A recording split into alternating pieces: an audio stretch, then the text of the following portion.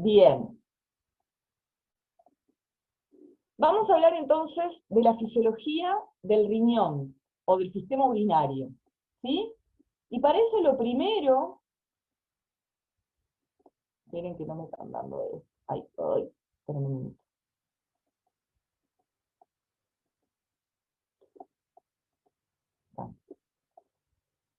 Lo primero es ver la cantidad de agua que tenemos en el cuerpo, porque de alguna manera la cantidad de agua que hay en el cuerpo depende de la cantidad de agua que ingresa, básicamente cuando tomamos agua o cuando tomamos líquidos o con los alimentos, y de la cantidad de agua que sale, que en realidad sale en su gran mayoría por la orina, pero hoy vamos a ver cómo podemos regular esto. Podemos regular que la orina salga, sea una orina abundante en agua, muy diluida, como es la orina, por ejemplo, cuando tomamos mucha agua, cuando estamos todo el tiempo tomando mate, vamos mucho al baño, o por el contrario, una orina muy concentrada, ¿verdad? Con poca agua, que ocurre en situaciones, por ejemplo, de mucho calor, cuando no ingerimos mucha agua, etc.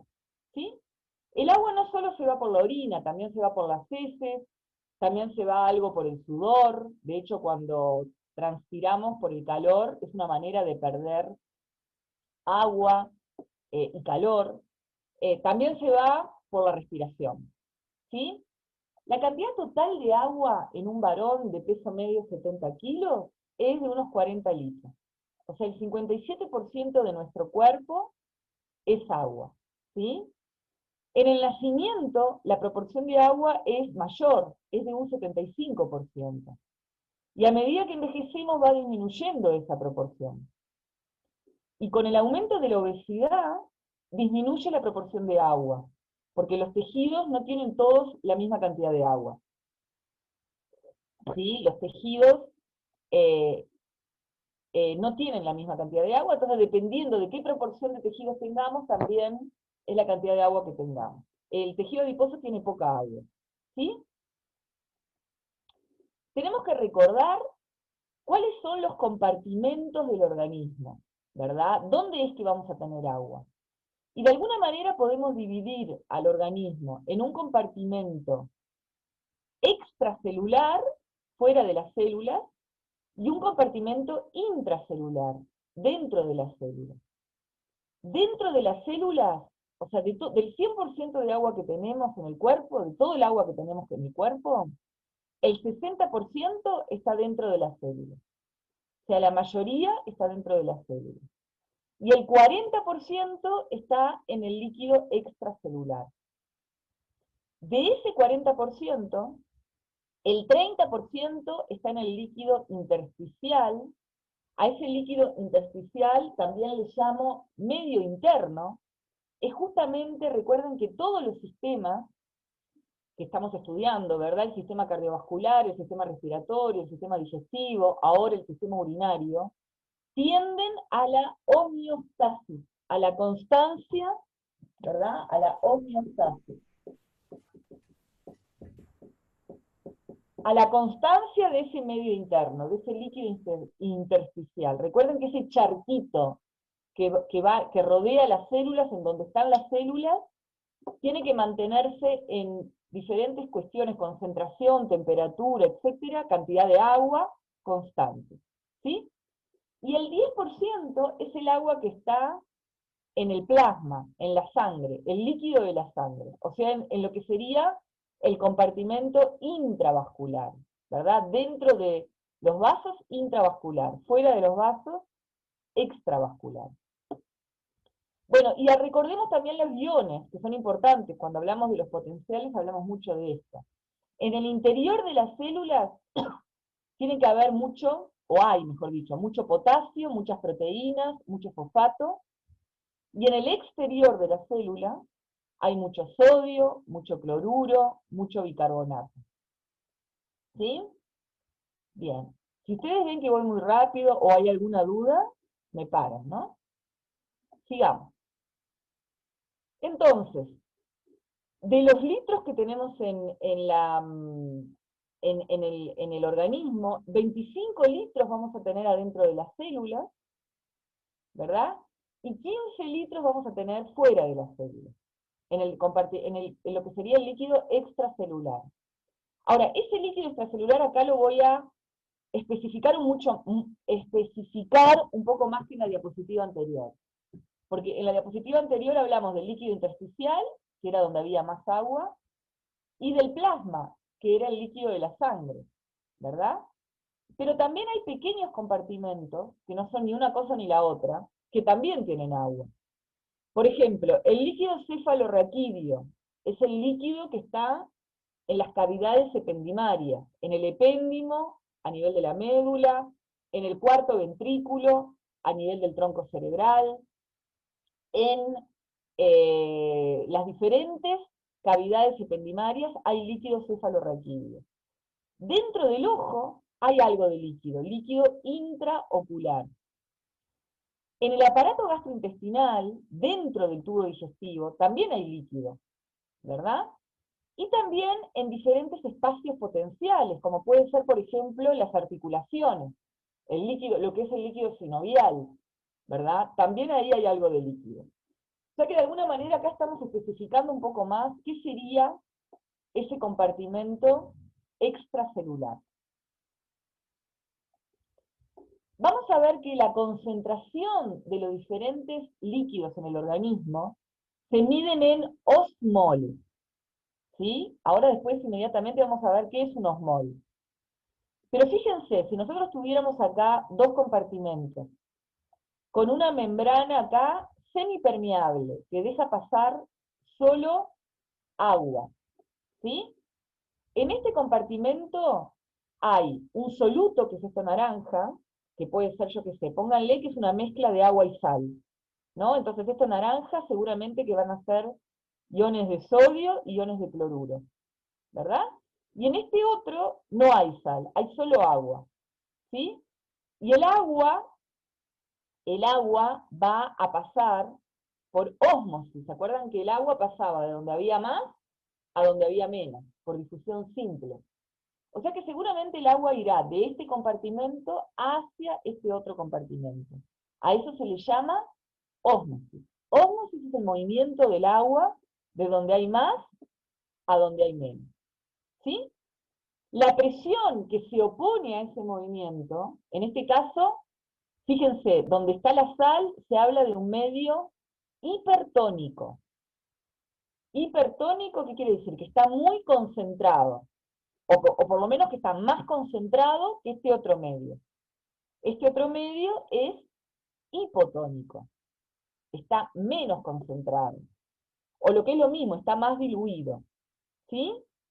El agua por ósmosis va a ir de donde hay más agua a donde hay menos. Del medio hipotónico al medio hipertónico. Y la presión que se opone a ese movimiento, si el agua va en esta dirección, la presión va en la dirección opuesta. La presión que se opone a ese movimiento de agua se llama presión osmótica. ¿Sí? Presión osmótica. ¿Sí? Y acá vemos que este compartimento, el que tiene la sal, genera mayor presión osmótica, justamente porque tiene estas partículas que no salen, porque la membrana no las dejan salir. Entonces, al tener estas partículas que no salen, de alguna manera genera presión osmótica, quiere decir, genera una mayor ósmosis hacia ahí, ¿verdad? Este compartimento genera una mayor presión osmótica que el medio hipotónico. ¿Sí? Sigamos un poquito. Entonces, ¿qué es un osmol? Es la capacidad de los solutos para causar ósmosis y presión osmótica. Recuerden que en realidad es como dos maneras de decir lo mismo, ¿no? Ósmosis significa difusión simple de agua, de donde hay más agua a donde hay menos agua. ¿Sí? Entonces, el agua va a ir de una solución más diluida o hipotónica a una solución más concentrada o hipertónica. La presión que se opone a ese movimiento es la presión osmótica.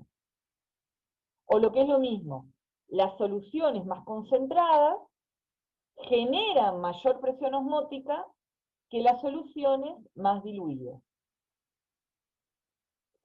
¿Sí?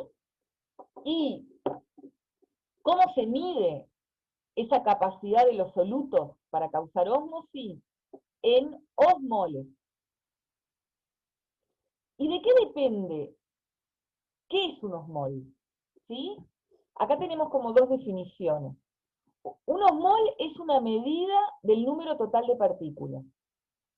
O sea, a mí lo que me importa para ver si una solución genera más ósmosis que otra es ver la cantidad de partículas que hay disueltas. No me importa tanto el tamaño de esa partícula, ¿verdad?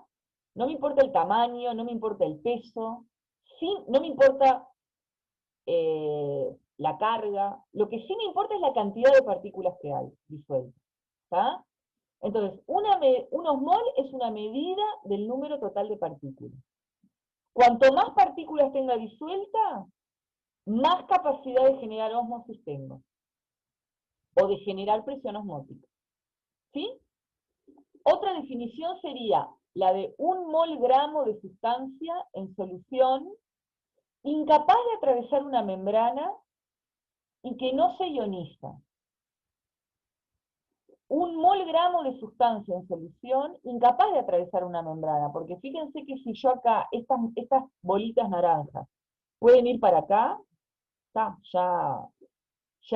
va a cambiar la historia, ¿verdad?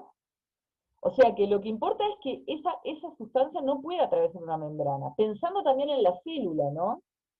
La célula tiene en el interior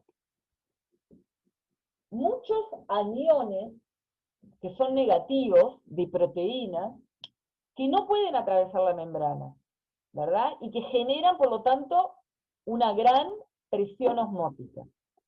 ¿Sí? ¿Y por qué que no se ioniza? Porque si yo tengo un granito de sal, que es un granito de cloruro de sodio, ¿sí? Si yo tengo cloruro de sodio en agua,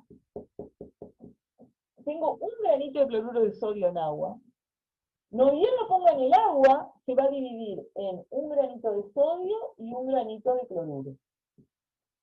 O sea que en realidad esa partícula va a generar dos partículas, ¿verdad?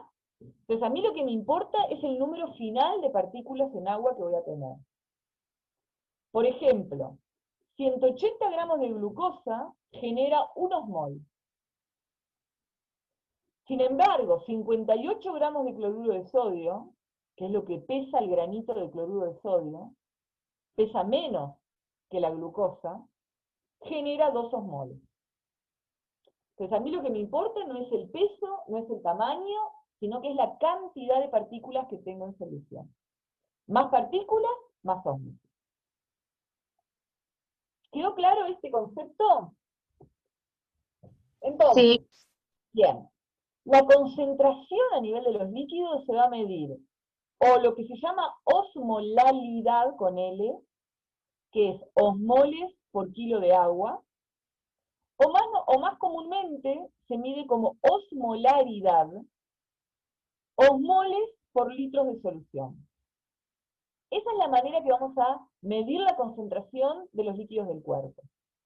Y para que ustedes tengan una idea, lo normal, ¿tá? Para tener una idea de lo normal, de lo que ocurre normalmente, la sangre tiene alrededor de 300 miliosmoles por litro de agua. Y eso es la medida más o menos normal. ¿Por qué es importante esa medida? Porque para que todo ande bien, si la sangre tiene esa concentración, el intersticio también tiene esa concentración, y el interior de las células también.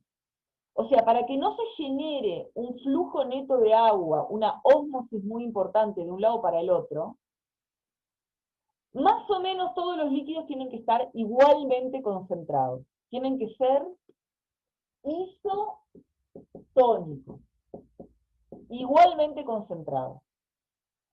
¿Qué pasa, por ejemplo, si hace calor, transpiré mucho, no estoy tomando agua? ¿Qué va a pasar con el intersticio? Se va a volver hipertónico, se va a concentrar respecto a la célula. Y ahí el agua, ¿de dónde a dónde va a ir? Por ósmosis. De la célula al intersticio. Y eso es lo que ocurre cuando nos deshidratamos. Cuando nos deshidratamos ocurre eso. Todas nuestras células se achican, porque el agua se fue del interior de la célula al intersticio que estaba más concentrado que ella. ¿Sí? Y lo contrario ocurre si yo tomo mucho agua. Yo tomo mucho mate, mucho mate, mucho mate. ¿Vieron cuando a veces nos tenemos que hacer una ecografía y nos tenemos que tomar mucha agua y no orinar? Tenemos que aguantarnos. Bueno, ¿ahí qué va a pasar con nuestro medio, con nuestro intersticio? Al revés, se va a volver hipotónico, muy diluido. Va a tener mucha agua y poca electrolitos o solutos. ¿Y el agua de dónde a dónde va a ir por ósmosis? De ahí, del intersticio, a las células. ¿Y qué le va a pasar a las células? Al revés, se van a hinchar. ¿Sí? O sea que de alguna manera la cantidad de agua y electrolitos que hay en el organismo es fundamental. Y el principal órgano o sistema que regula eso es el sistema urinario. ¿Sí? Sigamos. Entonces vamos a ir a hablar un poquito ahora del sistema urinario.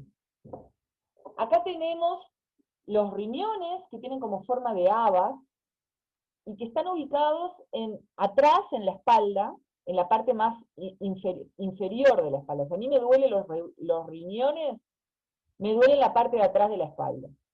¿Sí? Esos riñones tienen un ilio, que es esta parte cóncava, digamos, donde entran las arterias, salen las venas y salen los uréteres. Y los uréteres llegan a la vejiga, que es donde se almacena la orina. Luego viene la uretra, ¿verdad? Y luego viene los órganos, la vagina o los órganos genitales por donde la orina sale. Si nosotros miramos el riñón, ¿tá? El riñón tiene un parénquima y un estroma. Y está formado por, si ustedes miran acá, el uréter, ¿dónde desemboca? Desemboca en lo que se llama la pelvis renal. ¿Sí? Y esa pelvis renal, a su vez, desemboca en un cáliz mayor, cáliz, porque tiene forma de cáliz mayor. Y ese cáliz mayor en cálices menores. Todo lo que hay acá es orina, que va a terminar yendo por el uréter a la vejiga. ¿Sí? Y el parénquima del riñón tiene una parte externa a la que se le llama corteza renal, y una parte más interna que se llama médula renal. Y la médula renal, miren cómo termina en las llamadas pirámides renales, que están acá. ¿Y dónde desembocan las pirámides renales? En las papilas renales, que son este cáliz menor, ¿no? Esta desembocadura del cáliz menor. ¿Sí? ¿Quién es la unidad básica funcional del riñón sobre el que vamos a hablar y hablar y hablar hoy? La nefrona. Hoy vamos a hablar mucho sobre la nefrona.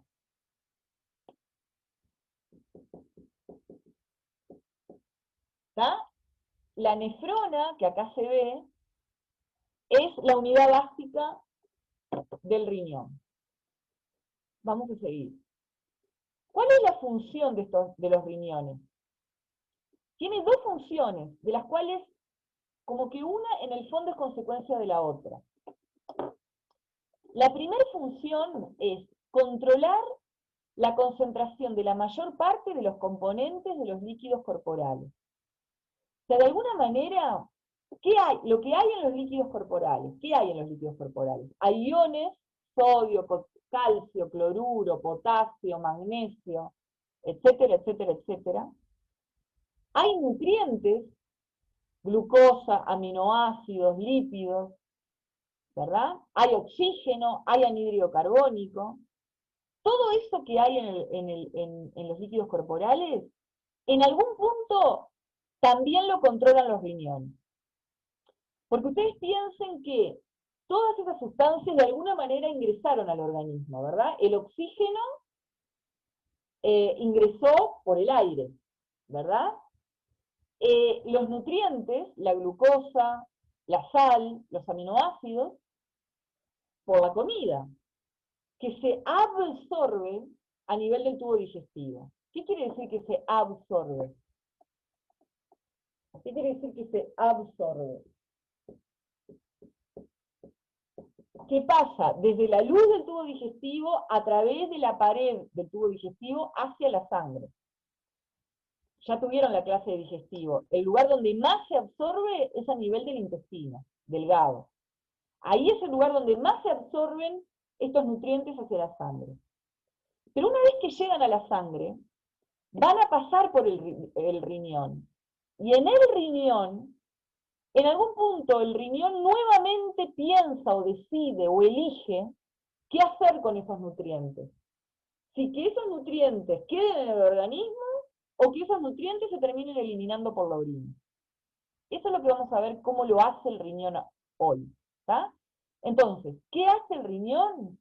Controla la concentración de la mayor parte de los componentes de los líquidos corporales. Porque muchos de esos componentes queremos que queden en el organismo, pero muchos de esos componentes también queremos que se eliminen por la orina. Y el que lo decide es el riñón. ¿Sí? O sea que la función 2 en algún punto es consecuencia de la función 1. Otra cosa que hace el riñón es la eliminación de gran parte de los productos metabólicos terminales del organismo. ¿Sí? Es decir, las células, una vez que utilizan los nutrientes y el oxígeno, forman productos metabólicos que si se empiezan a acumular mucho, empiezan a ser tóxicos para el organismo. Entonces, una función importante del riñón es que eso se elimine por la orina. En algún punto el riñón decide qué queremos que quede en el cuerpo, qué queremos que se vaya por la orina. ¿Tá? En general, los nutrientes queremos que queden en el cuerpo. Y los productos metabólicos terminales, esas cosas que se forman, la urea, la creatinina, sustancias que se forman después del metabolismo, eso queremos que se elimine. ¿Tá? Por lo tanto, la función excretora, que sería esa que se elimine por la orina, es consecuencia de su función reguladora. El riñón piensa qué quiero que quede, qué quiero que se elimine. Y lo que se elimina es consecuencia de lo que no se quedó, digamos. La función excretora es consecuencia de su función reguladora. ¿Sí? Sigamos. Obviamente me paran si hay algo que no queda claro. Vamos a ir ahora a la nefrona, ¿tá? Vamos a empezar a estudiar la nefrona. Que como dijimos, es la unidad funcional del riñón. La unidad básica funcional es la nefrona. ¿Tá? Yo puedo dividir el riñón y lo que termina siendo lo que funciona es la nefrona. ¿Cuántas nefronas hay? Muchas. Los dos riñones tienen 2 millones de nefronas. Muchas nefronas. El riñón es uno de los sistemas, de los órganos más irrigados. La irrigación, de alguna manera, depende de la actividad metabólica de los órganos. ¿Tá? Por ejemplo, el músculo estriado esquelético en reposo no es un tejido muy irrigado. Cuando está haciendo un ejercicio es muy irrigado. El tubo digestivo es un tejido que está más irrigado cuando estamos haciendo la digestión que cuando no. El cerebro se irriga más cuando pensamos que cuando estamos en otra situación. Y la nefrona es un órgano muy irrigado. Mucha sangre llega a la nefrona. Uno de los más irrigados del organismo. Lo que habla de su importancia. ¿Sí? Y esa nefrona está compuesta por un glomérulo, del que vamos a hablar ahora, a través del cual se filtra el líquido desde la sangre. Ese glomérulo es como un ovillo de capilares. Es un ovillo de capilares, como si fuera un ovillo de lana, pero de capilares. Y de capilares, que son capilares especiales, son capilares fenestrados. Son capilares que tienen muchos poros, muchos agujeritos, y que son muy permeables, dejan pasar mucha cosa. ¿Sí? Además de ese glomérulo, la nefrona tiene un túbulo largo. Ese túbulo, la pared de ese túbulo, está formado por células epiteliales. De diferentes formas y características, de acuerdo a qué sector del túbulo estamos hablando. Y en la parte del medio de esta clase vamos a hablar de eso. ¿Sí? Entonces. Profe, una pregunta. Sí, ¿Las células del tubo, cómo eran? son todas células epiteliales, Bien. pero después vamos a ver que hay células epiteliales más cuadraditas, hay más larguitas, eso lo vamos a ver, pero son todas epiteliales. ¿Tá? Entonces, teníamos un glomérulo que es el ovillo de capilares y un túbulo largo formado por células epiteliales. Debajo de esas células epiteliales hay conjuntivo. Recuerden que el epitelio no vive si no tiene un tejido conjuntivo que lo irriga y que lo inerva, que está por debajo de él, subyacente, digamos. Ese líquido que se filtró a nivel del glomérulo viaja por ese túbulo. Como dice acá, un túbulo largo en el que el líquido filtrado es convertido en orina en su camino hacia la pelvis renal. Es decir, ¿dónde estaba la pelvis renal? La pelvis renal estaba acá. Entonces, a nivel de las nefronas del parénquima, que ya les digo hay como 2 millones, se forma la orina. Una vez que la orina pasa el cáliz menor, chau, ya no puedo hacer nada. Eso es lo que se va a terminar eliminando. La orina va del cáliz menor al cáliz mayor, del cáliz mayor a la pelvis renal, de la pelvis renal al uréter, del uréter a la vejiga. De la vejiga a la uretra. ¿Sí? Entonces, ese líquido que se filtró a nivel del glomérulo va a viajar por ese túbulo hasta transformarse en orina. ¿Sí?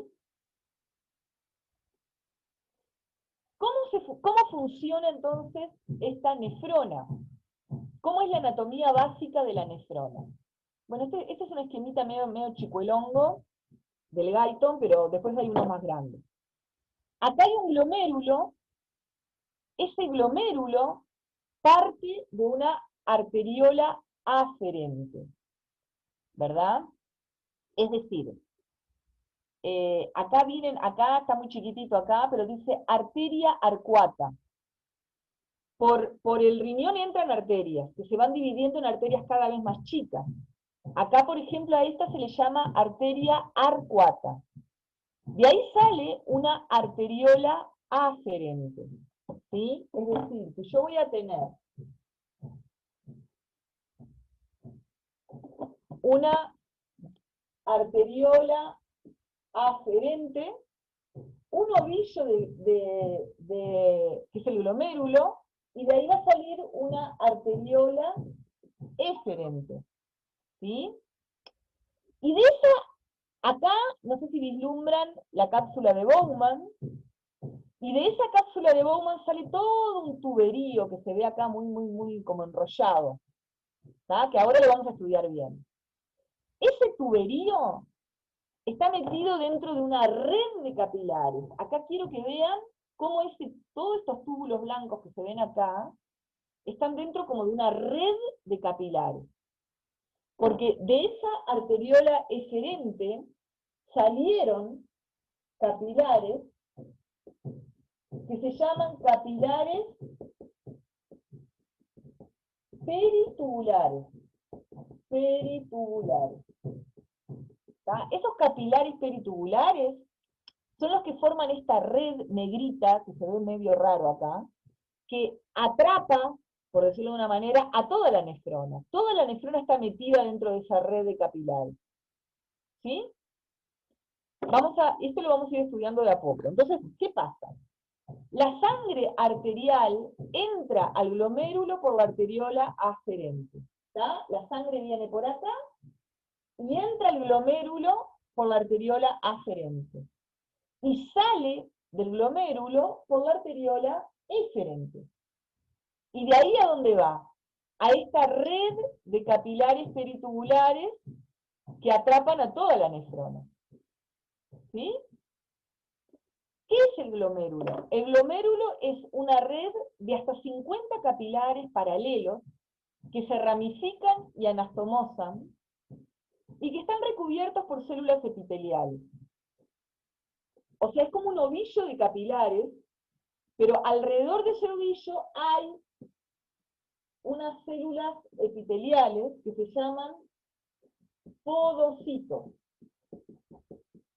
Después lo vamos a ver. ¿Sí? Y ese ovillo de capilares está encerrado dentro de la cápsula de Bowman. Es decir que ese ovillo de capilares está encerrado en una cápsula que está formada por células epiteliales, que es la cápsula de Bowman. Ahora pues la vamos a ver bien. ¿Está? Acá vean esto que es como el túbulo colector, vean que esto se llama túbulo colector. Y miren, todas estas ramitas que tiene acá serían diferentes nefronas que desembocan en un mismo túbulo colector. Ojo, no es que por el riñón haya un solo túbulo colector, hay más de uno. Pero cada túbulo colector colecta, por decirlo de una manera, la orina de varias nefronas. ¿Está? Esta nefrona le está mandando a este túbulo colector, y acá habría otra que manda acá, otra que manda acá, otra que manda acá, otra que manda acá. ¿Sí? La orina se va colectando de varias nefronas vecinas. ¿Sí? Sigamos. Profe, Sí. disculpa que te moleste, hay una compañera que está queriendo ingresar y pide que la aceptes. Yo ya acabo de aceptar, pero déjame ver si me falta aceptar algo. Yo acabo de... Ariadna Reboledo. Ya entré, ya estoy acá, gracias. Ah, está. Gracias. Está bien, interrumpime nomás porque puedo no ver el cartelito. Cuando veo admitir, lo meto ahí a admitir. Bueno, entonces, vamos a hablar de la anatomía básica de la nefrona. ¿Está? Entonces, acá por qué lo vimos más claro que en el dibujo anterior? Porque acá sacamos a los capilares, a esa red de capilares peritubulares que estaba atrapando a la nefrona, la sacamos. Por eso lo vemos mejor esto. No tan entreverado como en el diapositivo anterior. ¿Sí? Fíjense que esta línea punteada sería una línea que separa la corteza del riñón, que es la parte más de afuera, más periférica, de la médula del riñón. ¿Está? O sea que el riñón tiene una parte externa, corteza, una parte más interna, médula. ¿Está? Esto acá es el glomérulo, es ese ovillo de capilares fenestrados que acabamos de hablar. Y fíjense, de acá sale, estas dos como ramitas que hay acá son la arteriola aferente y la arteriola eferente. ¿Sí? Este es el glomérulo. Esta es la cápsula de Bowman, y de ahí que sale, todo, fíjense que está todo lo que estoy hablando está en la corteza. De ahí sale este túbulo, que se llama túbulo proximal, o también se le llama túbulo contorneado, porque vieron que da mucha vuelta. Túbulo contorneado proximal. El túbulo contorneado proximal está todo en la corteza, y ahí que arranca a nivel de la médula. Esto que es el asa de Henle. Asa de Henle. Ese asa de Henle tiene una rama descendente y una rama ascendente. Una rama que baja, una rama que sube. Y a su vez tiene una porción gruesa, vean, esta parte de acá es más gruesa, y un segmento delgado, o porción fina. Tanto la rama que baja tiene una parte gruesa y una parte fina, como la rama que sube tiene una parte fina y una parte gruesa. ¿Sí? Después volvemos nuevamente a la corteza. ¿Y qué tenemos acá? Al túbulo distal. Recuerden que el túbulo distal era el que se ubicaba en el ángulo entre la arteriola aferente y la arteriola eferente. Era ahí en el túbulo distal donde estaba el aparato yuxtaglomerular, que vimos cuando hablamos de regulación de la presión arterial. Y miren, ese túbulo distal, ¿dónde desemboca? En el túbulo colector. Ese túbulo colector tiene una parte en la corteza, por eso se llama túbulo colector cortical, y una parte en la médula, túbulo colector medular. ¿Y dónde desemboca el túbulo colector medular? En el conducto colector. Vean que el conducto colector es más grande que el túbulo colector. ¿Y qué recibe? Varios túbulos colectores, ¿no? Y el túbulo colector, tanto cortical como medular, ¿qué recibe? Varios túbulos distales, de varias nefronas. Es como una cañería, que colecta ¿qué? La orina. ¿Ah? Bien. Todo este túbulo está formado por células epiteliales. Lo que está por dentro del túbulo, en la luz del túbulo, lo que viaja, se llama filtrado glomerular. Lo que viaja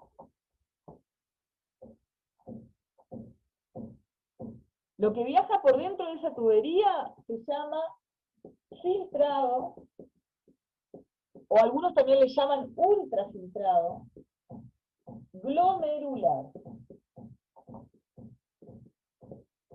¿Está?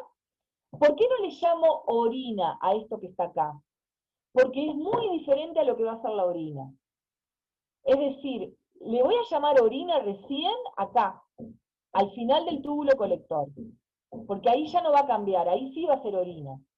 Pero el filtrado glomerular es muy distinto a lo que es la orina, porque justamente a medida que viaja por toda esta tubería, sufre muchas transformaciones. Se le sacan muchas cosas, se le agregan otras, ¿tá? Es lo que vamos a estudiar hoy.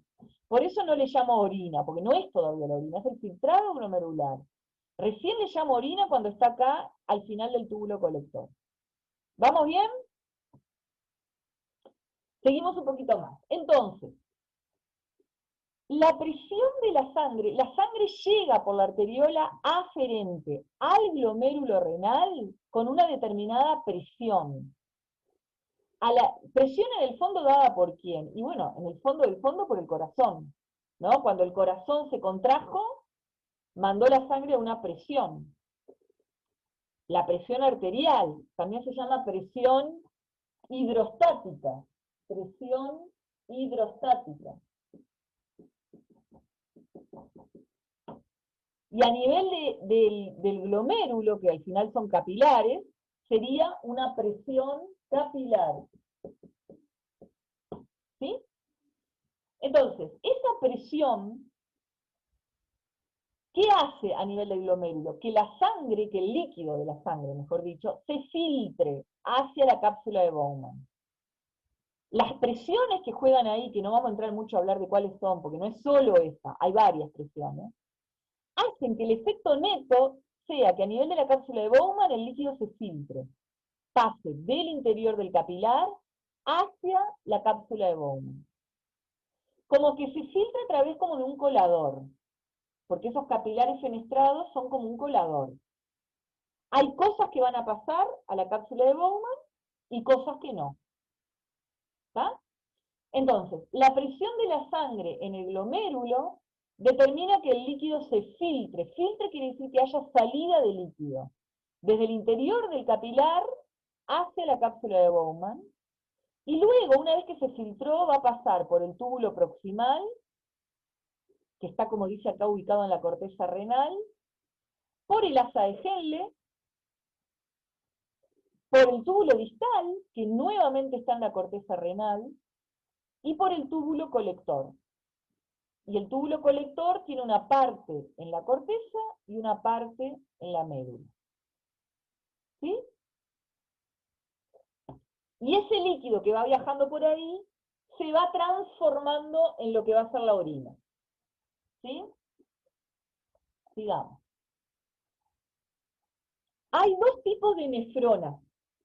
Hay nefronas a las que llamamos corticales, porque están en su mayoría en la corteza del riñón. Acá la volvemos a ver más entreverado porque están dentro de esa red de capilares peritubulares. ¿Sí? Fíjense, acá vamos a tener una arteria y vena interlobar, de interlóbulo. Acá una arteria interlobular. Acá la arteriola aferente, el glomérulo, la arteriola eferente y esta red que son los capilares peritubulares. ¿Que atrapan a quién? A toda esta nefrona cortical. ¿Sí? Entonces, las nefronas corticales, ¿dónde están básicamente, como dice la palabra? En la corteza del riñón, que era la parte más externa. Y las porciones finas del asa de Henle, que ¿qué son? Las puntas del asa de Henle, son cortas y penetran poco en la parte externa de la médula. O sea que casi toda la nefrona está en la corteza, pero la punta, la porción fina del asa de Henle, penetra un poquitito en la parte externa de la médula. ¿Está? Recuerden que, ¿de qué punto estoy hablando? De esta, ¿no? La porción fina del asa de Henle. Y luego tenemos las nefronas yuxtamedulares, que son estas de acá.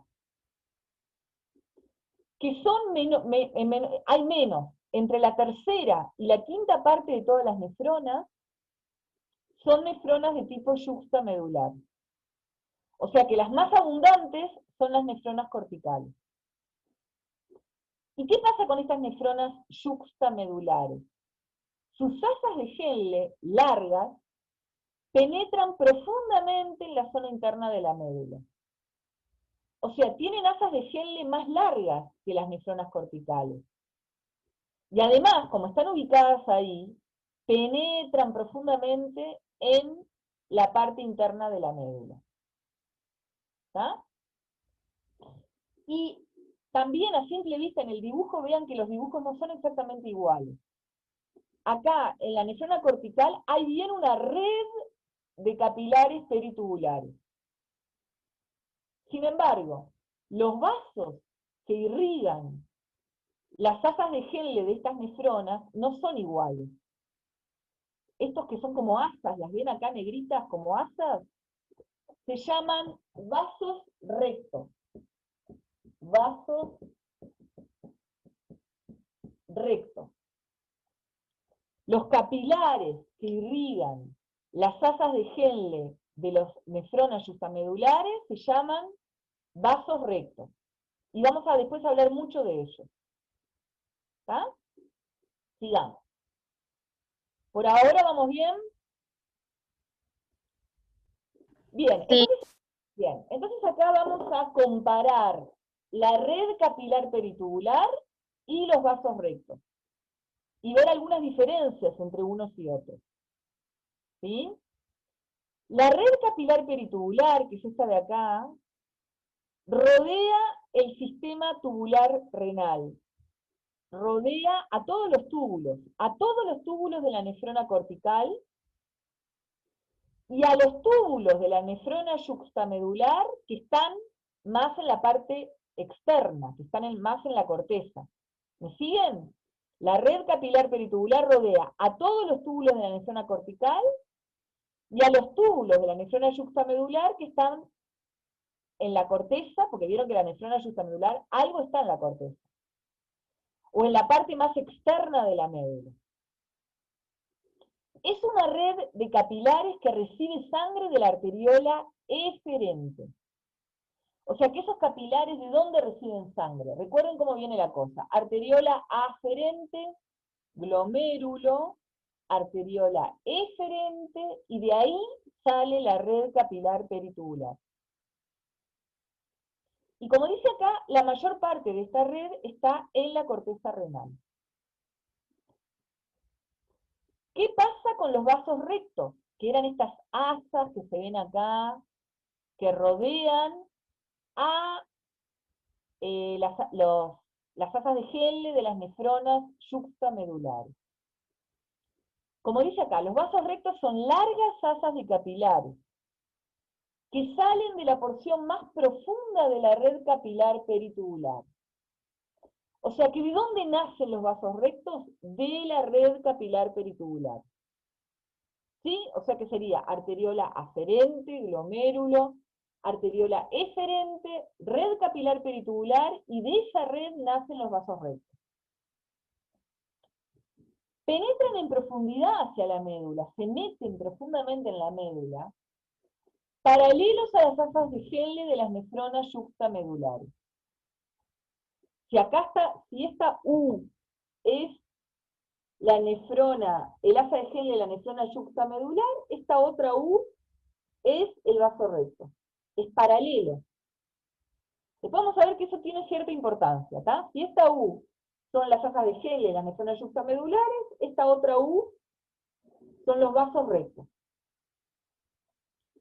Y estos vasos rectos regresan a la corteza y desembocan en las venas corticales. O sea que cuando hay vasos rectos, los que van a desembocar en las venas son los vasos rectos. Cuando no hay vasos rectos, como en el caso de las nefronas corticales, los que van a desembocar en la vena son los capilares peritubulares. ¿Sí? Y las venas van a finalmente salir del riñón. ¿Hasta ahí vamos bien? Sigamos. Vamos a seguir un poquito más porque, como les dije, es largo esto. Hasta 10:30 seguimos, ahí vamos a hacer un recreo. Vamos a hablar ahora de la función de la nefrona. ¿Para qué sirve la nefrona? ¿Tá? Ya habíamos dicho que la función del riñón en general tenía una principal acción que era regular los líquidos y concentraciones de los líquidos del organismo, y que otra función que un poco era como consecuencia de esa primera era la excreción, la eliminación de las sustancias de desecho por la orina. ¿Tá? Entonces, la función básica de la nefrona es limpiar o aclarar el plasma sanguíneo de sustancias de desecho, tales como urea, creatinina, ácido úrico, urato. Es como que la sangre, entre comillas, viene sucia, entra sucia al riñón y sale limpia del riñón. ¿Está? Sale limpia quiere decir sale con los nutrientes. ¿Pero qué se quedó ahí? ¿Qué es lo que se va a terminar eliminando por la orina? Los productos de desecho, que son todos estos: urea, creatinina, ácido úrico, urato. Si esto se empieza a concentrar mucho en la sangre, es malo, es tóxico. ¿Me explico? Por eso es tan importante la función del riñón. Sigamos.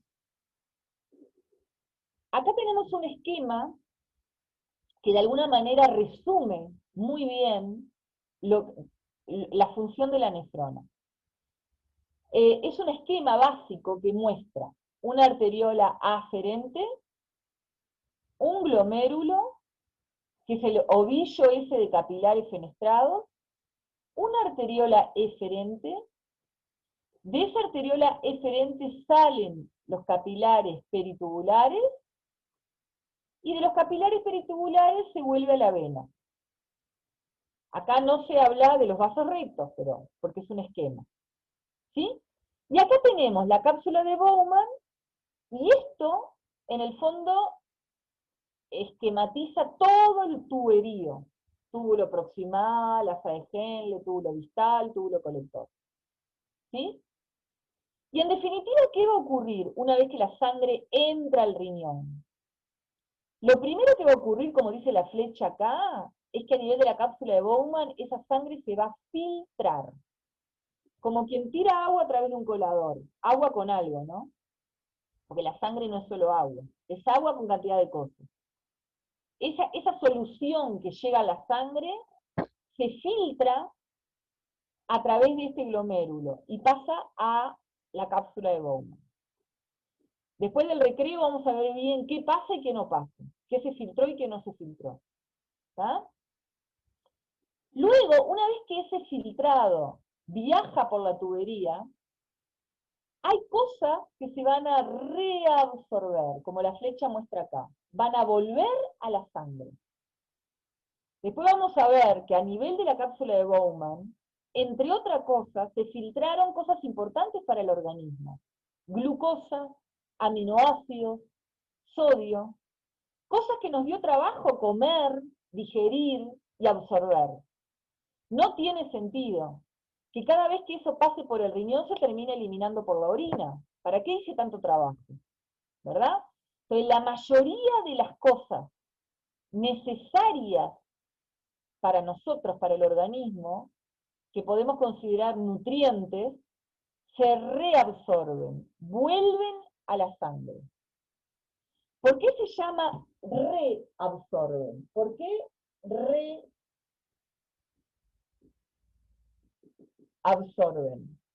Porque se absorbieron por primera vez cuando las comimos. Cuando las comimos, entraron al estómago, al intestino, se absorbieron. Es la primera vez que entran al cuerpo. Al cuerpo quiero decir a la sangre. Por la sangre llegan a todos lados.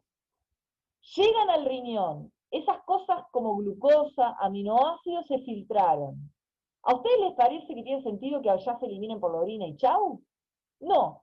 Como son importantes para el organismo, vuelven a la sangre. Se reabsorben. Y hay sustancias que al revés, mientras viajan por la tubería, hay cosas que se agregan a la orina. Esta flechita que muestra que hay cosas que están en la sangre y vuelven, o mejor dicho, van a esta tubería, son sustancias, por ejemplo, hidrogeniones, por ejemplo, potasio, que se secretan, que pasan de la sangre a la luz del túbulo. ¿Está? O sea que estas flechas indican que acá se filtró, ¿no? El colador se filtró, pasó de la sangre a la cápsula de Bowman. Que acá se reabsorbió, que eran sustancias que eran importantes para el cuerpo, que volvieron a la sangre. Y que acá se secretó, cosas que se agregan de alguna manera a lo que va a ser la orina. Y finalmente, lo que se termina eliminando por la orina es lo que dice acá, se excreta. Lo que se excreta es lo que se termina eliminando por la orina. ¿Está? Entonces, como dice acá, lo que se excreta es resultado, es como una cuenta, es el resultado de lo que se filtró menos lo que se reabsorbió más lo que se secretó. Es como una cuenta matemática. Lo que se termina excretando por la orina es el resultado de lo que se filtró menos lo que se reabsorbió, que en general lo que se reabsorbió son cosas importantes para el organismo, más lo que se secretó. Eso habla de que de que los principales mecanismos utilizados por la nefrona son tres. Filtración glomerular, que ocurre a nivel de la cápsula de Bowman, reabsorción tubular,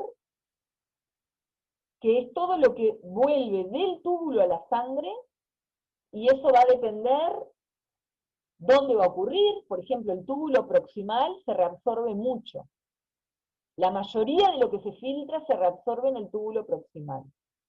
Pero también hay reabsorción en otros lados de la tubería, digamos. Y hay cosas que se secretan, secreción tubular. ¿Sí? Y lo que se excreta es el resultado de todo esto. Como dice acá, la orina formada está compuesta principalmente por sustancias filtradas, pero también por pequeñas cantidades de sustancias secretadas. ¿Qué cosas se secretan? Como les dije, hidrogeniones, potasio. Con los hidrogeniones, por ejemplo, cuando vieron que uno de los estudios que se hacen en la orina es el pH. Se ve qué tan ácida o básica es la orina. Más hidrogeniones tiene, más ácida es. Menor pH tiene. ¿No? Y de alguna manera con los hidrogeniones que yo secreto, estoy controlando, no solo, estoy controlando el pH de todo el organismo. Si el organismo está muy ácido, voy a secretar más hidrogeniones. ¿Sí? Bueno, déjenme ver dónde andamos. Vamos eh, vamos a ver esta última y hacemos un recreo, ¿tá? Porque ya creo que están un poco cansados, y yo también. Acá tenemos la función de la nefrona. La función de la nefrona. ¿Tá? Eso quiere decir, con este ejemplo vamos a terminar de entender cómo funciona la nefrona. ¿Tá? Entonces, fíjense, hay varios ejemplos acá que quiero que entiendan. En este caso, esta sustancia A, ¿sí? Esta sustancia A se filtra a nivel de la cápsula de Bowman, ¿sí? Y miren, no se filtra completamente. O sea que hay parte de esta sustancia A que se va a eliminar por la orina y parte de esta sustancia A que queda en la sangre. ¿Sí? Hay muchos ejemplos para esto. Por ejemplo, tanto el sodio, el cloruro, el potasio, son iones que se filtran y se eliminan por la orina, pero también quedan en la sangre. ¿Sí? Esta sustancia B, esperen que estoy mirando un poquito el cuadrito. Acá dice, la sustancia del panel A se filtra libremente, pero no se reabsorbe. Perdón, olvídense del ejemplo de sodio, potasio, porque sí se reabsorbe. Olvídense de eso, me equivoqué. ¿Tá? En el panel A, la sustancia se filtra libremente y no vuelve a la sangre. No se reabsorbe. ¿Tá? Muchas de las sustancias que les pasa esto son las sustancias de desecho. Borren lo de sodio, potasio, porque está mal. Muchas de las sustancias que se filtran no se reabsorben, no vuelven a la sangre, y por lo tanto se eliminan por la orina. Ese es el ejemplo de la sustancia A. Ahora voy a la sustancia B. La sustancia B se filtra libremente, pero, esto era lo que les quería decir, pero parte de la carga filtrada vuelve a la sangre.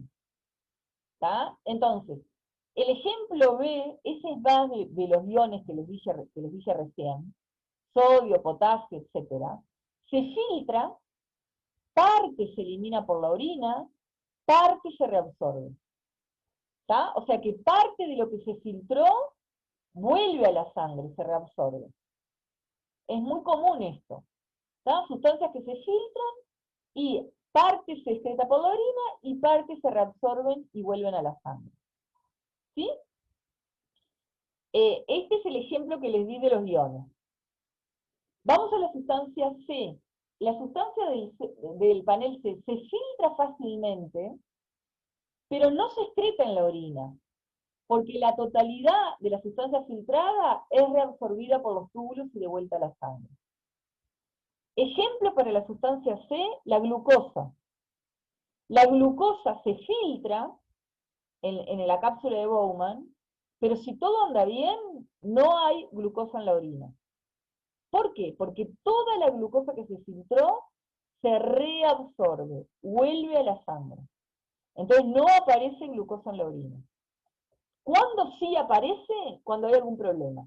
Por ejemplo, un diabético. Un diabético sí aparece glucosa en la sangre. ¿Está? Pero cuando todo anda bien, la glucosa no debería aparecer en la orina. En la orina, quiero decir, no en la sangre. ¿Está? Entonces la glucosa se filtra y se reabsorbe completamente. Ejemplo C. Y vamos ahora a la sustancia del panel B. Se filtra libremente y no se reabsorbe, pero es secretada desde la sangre de los capilares peritubulares. Por ejemplo, hidrogeniones. ¿Tá? Se filtraron, pero además a lo largo de la tubería se le agregan más hidrogeniones. No solo no se reabsorben, sino que se secretan, se agregan hidrogeniones a la orina. ¿Tá?